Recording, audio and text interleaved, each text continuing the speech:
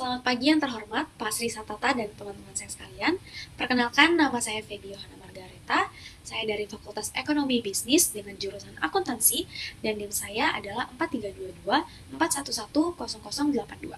Di video kali ini, saya ingin menjelaskan mengenai fenomena penggunaan bahasa pergaulan di Indonesia. Namun sebelum kita masuk ke materinya, ada beberapa daftar isi yang ingin saya jelaskan ke teman-teman sekalian. Yang pertama mengenai latar belakang. Di sini kita akan membahas mengenai pengertian dari bahasa dan sejarah bahasa di Indonesia. Yang kedua, penyebab perkembangan bahasa di Indonesia. Yang terakhir, yang ketiga adalah hal yang mendukung perkembangan bahasa di Indonesia. Yang kedua, ada pembahasannya. Di sini kita akan membahas mengenai pengaruh bahasa gaul terhadap bahasa Indonesia. Yang kedua, pengaruh sosial media terhadap perkembangan bahasa gaul. Yang ketiga, dampak positif dan negatif bahasa gaul. Dan yang terakhir, cara memelihara bahasa Indonesia. Dan ditutup dengan kesimpulan dan saran. Nah, pertama-tama kita akan masuk ke latar belakangnya. Sebelum kita membahas lebih dalam lagi mengenai apa itu bahasa, ada baiknya dulu kita mengetahui pengertian dari bahasa itu sendiri. Menurut Kamus Bahasa Indonesia, bahasa itu adalah suatu sistem lambang bunyi yang arbitrer yang digunakan oleh anggota suatu masyarakat untuk bekerja sama, berinteraksi, dan mengidentifikasi diri. Atau singkatnya adalah bahasa adalah alat komunikasi sosial berupa sistem simbol bunyi yang dihasilkan dari ucapan manusia. Kenapa kita perlu banget bahasa sih? Ya karena pada dasarnya kita adalah makhluk sosial yang perlu melakukan komunikasi. Dan bagaimana cara kita melakukan komunikasi? Kita perlu adanya bahasa sebagai alat komunikasi kita. Nah, sekarang kita masuk ke bahasa di Indonesia. Di Indonesia, bahasa Indonesia itu dinyatakan kedudukannya sebagai bahasa negara pada tanggal 18 Agustus 1945 pada saat Sumpah Pemuda lebih tepatnya. Karena pada saat itu UUD 1945 disahkan sebagai UUD Negara Republik Indonesia.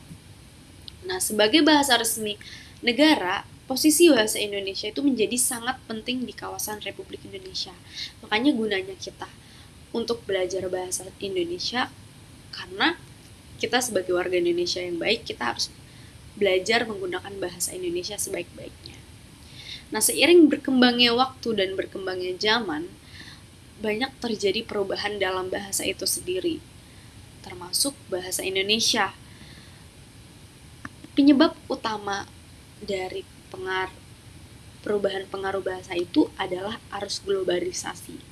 Sebenarnya arus globalisasi ini mempengaruhi banyak aspek, dari budaya, dari pakaian, dari lagu-lagu, dan lain sebagainya. Dan salah satu itu adalah bahasa itu sendiri. Nah, perubahan bahasa ini tuh didukung juga dengan adanya sosial media yang sangat terpengaruh bagi kalangan anak muda. Contohnya gimana sih? Kalau misalkan nih anak muda zaman sekarang kan sering banget ya buat story gitu. Pasti nanti ada juga temen anak muda yang bilang kayak bahasa-bahasa baru lagi nih, kayak aduh luar biasa, aduh keren mampus deh. Nah itu tuh kan pasti akan diikuti oleh orang-orang yang melihat story atau status tersebut, dan ini akan menjadi efek domino bagi para anak muda zaman sekarang. Nah itu adalah latar belakang dari pembahasan bahasa pada presentasi kali ini. Selanjutnya kita akan masuk ke pembahasannya. Yang pertama ada pengaruh bahasa gaul terhadap bahasa Indonesia. Pengaruh yang pertama adalah eksistensi bahasa Indonesia terancam terpinggirkan oleh bahasa gaul. Apa sih maksudnya? Maksudnya itu aktivitas berbahasa itu sangat erat kaitannya dengan budaya sebuah generasi.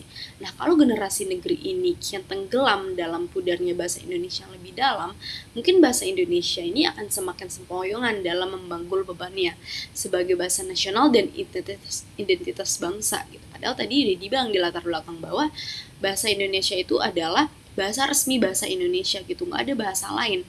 Nah, dalam kondisi demikian diperlukan pembinaan dan pemupukan sejak dini kepada generasi muda agar mereka tidak mengikuti pembusukan itu.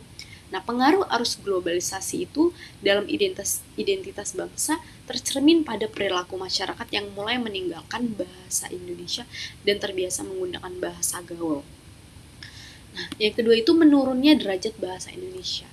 Nah, karena adanya bahasa gaul ini yang begitu mudah untuk digunakan berkomunikasi dan hanya orang tertentu yang mengerti arti dari bahasa gaul, maka remaja itu lebih memilih untuk menggunakan bahasa gaul itu sebagai bahasa sehari-hari, sehingga bahasa Indonesia itu dianggap punah, bahkan dianggap kuno di mata remaja zaman sekarang, dan juga menyebabkan turunnya derajat bahasa Indonesia.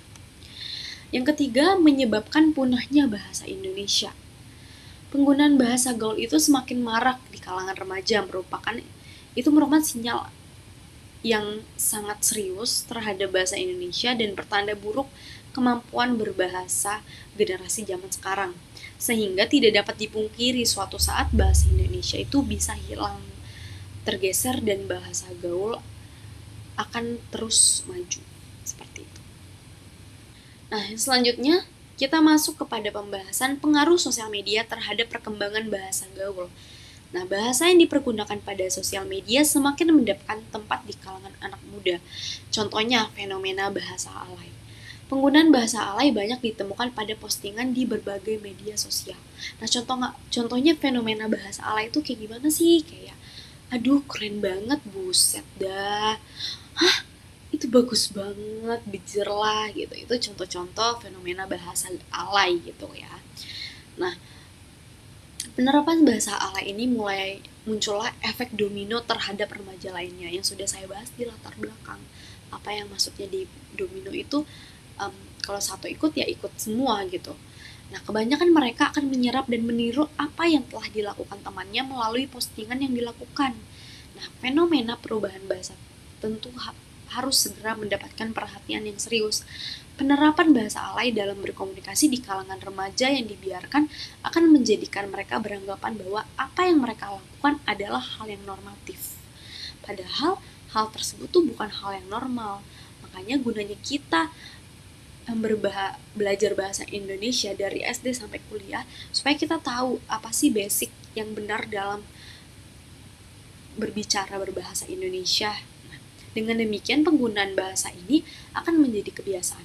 Padahal kebiasaan penggunaan bahasa alay dalam media sosial akan berdampak pada makin sulitnya masyarakat Indonesia berkomunikasi dalam lingkungan formal.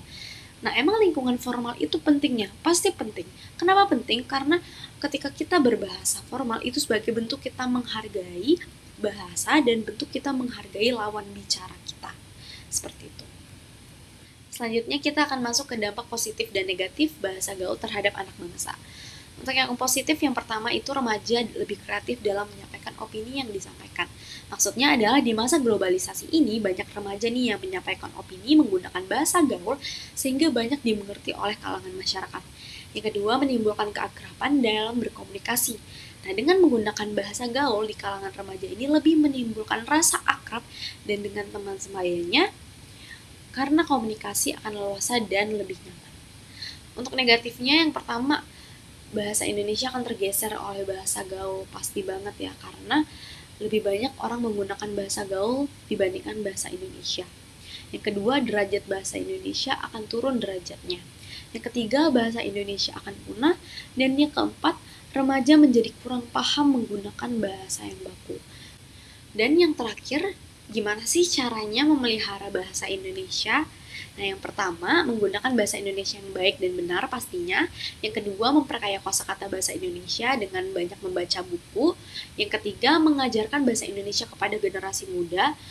Atau lebih singkatnya, kita dimulai dengan diri kita sendiri. Kita harus jadi contoh buat teman-teman atau adik-adik kita menggunakan bahasa Indonesia yang baik dan benar. Yang keempat, mendorong penggunaan bahasa Indonesia di media sosial. Yang kelima, mendukung program-program pemerintah terkait bahasa Indonesia. Nah, sebelum kita menutup presentasi kali ini, kesimpulan yang kita ambil dari materi kali ini adalah bahasa merupakan alat komunikasi yang sangat penting dalam kehidupan sehari-hari, termasuk sosial media. Pengaruh media sosial terhadap bahasa remaja yang memberikan dampak positif seperti memudahkan pembelajaran bahasa baru dan memperluas pemahaman linguistik. Namun, ada juga nih dampak negatifnya, seperti kurangnya pemahaman kaidah tata bahasa dan menurunnya kualitas penggunaan bahasa Indonesia yang benar.